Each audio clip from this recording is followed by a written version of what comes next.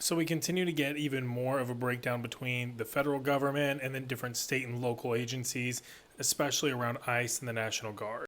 Right here, we have a statement from the Attorney General of Oregon, basically, again, pointing out that the courts prevent President Trump from violating the Posse Comitatus Act and deploying the National Guard against the will of the state. However, it appears that Trump is deploying 300 National Guardsmen from California to Portland, Oregon, even without the consent of Gavin Newsom.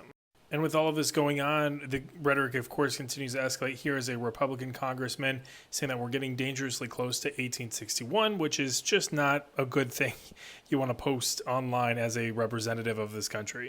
And speaking of the larger rift between both federal and local agencies, the attack yesterday that took place on ICE officers in Chicago, well, here's a bulletin that was sent out to local PD, basically telling them to not respond and assist ICE in that call.